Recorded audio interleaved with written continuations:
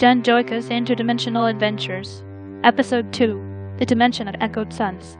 A Midnight Voice is a iVox production. Janjoeica had always loved the sound of engines. It didn't matter what dimension she found herself in. The steady thrum of machinery felt like home.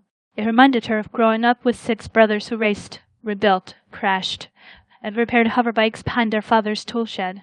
Back then, she was the smallest, but the one with the steadiest hands.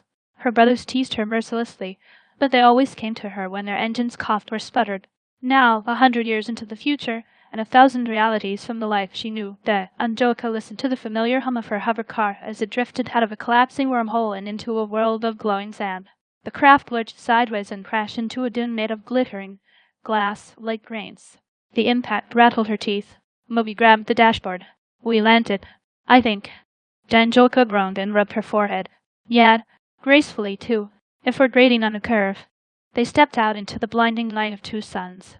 The desert stretched endlessly in every direction, shimmering under golden heat. But one detail claimed her attention immediately. There were no shadows. Not under the hover car. Not under their feet. Not even under the dunes. "That's not natural," Janjoeica murmured, kneeling to examine the glassy sand. "Where you have light, you should have shadow. Something scattering it evenly." Mokie shaded his eyes out of instinct, despite there being nothing to shade from. "This world feels soft, like it's holding its breath." Janjoeica stood and dusted off her hands. "Well, let's hope it holds it long enough for us to fix the thrusters. They're fried." She popped open the engine casing and leaned inside, sleeves rolled up, elbows dusted with sparkling sand. Mokie watched her work. When she concentrated, her whole face sharpened, like she was pulling the world into focus with sheer will. "You never stop," he said gently. "Stopping gives life too much time to catch me," she answered. "You are strong," he said. Janjoeica snorted. "Strong? I'm exhausted, and hungry, and I smell like burned circus." "That is not weakness," Mokie replied. "It is living." She paused, feeling a warmth in her chest she didn't want to name. Her fragile places were always the ones she hid the most, but Mokie seemed to see them anyway. A whisper drifted across the dunes. It repeated her last words perfectly. "Living." Janjoeica stiffened. "Did you hear that?" Before Mokie could answer, the whisper came again, softer, echoing them both. "Living, living." Janjoeica slowly stepped backward until she stood shoulder to shoulder with Mokie. The air vibrated as if the world itself had taken an interest in them. "Something's out there," she whispered. The whisper repeated that too. "Out there." Janjoeica swallowed. "Let's move." They walked toward the nearest rocky outcrop, a structure jutting out of the dunes like ribs of a buried giant. Strange mirrored symbols covered its surface, warped reflections of the suns glinting across each letter. Inside, the temperature dropped. The passageway was quieter than quiet, like sound itself refused to enter. Mokie tapped the wall and heard nothing at all, not even the dull thud of contact. "It's absorbing echoes," he whispered. Janjoeica frowned. "Or storing them." They kept inside the structure, building a small pocket of familiarity. Janjoeica took apart the thruster panel, sitting cross, lighted like she did as a girl in her father's garage. Back then, she used to listen to her brothers fight outside the tool shed and pretend the engines were her real family. Now the desert wind outside carried whispers that weren't whispers at all. She tried to sleep, but something breathed her name from the doorway. "Janjoeica." She sat up, heart pounding. "Who's there?" The voice mimicked her tone perfectly. "Who's there?" Mokie stirred. "It is the echoes," he said sleepily. "They are learning us." "Yeah," she muttered. Too fast for comfort. Morning arrived without warning. The twin suns rose instantly as if switched on. When Janjoeica and Mokie stepped outside, crystalline shapes crawled from the mirrored walls of the ruins, forms made of light and soft translucence. Their outlines were faint at first, like blurry reflections in rippled water. "Those look like—" Janjoeica started. Thus Mokie finished. One looked just like Janjoeica, except its eyes held every emotion she tried to hide.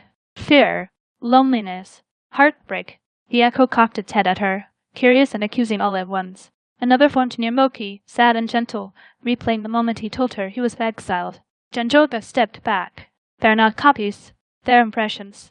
They're made of our voices." As they spoke, the echoes grew more defined. "Don't talk," she said urgently. "The more we speak, the stronger they get." They retreated to the hover car. Janjoeica held her breath and pointed silently to the open panel. Mokie nodded and started to hand her tools. They worked quickly, communicating only with gestures, eyebrows, and glances. The echoes circled them like ghosts, imitating their movements a few seconds behind. Janjoeica tightened a bolt and the echo mimicked the twist.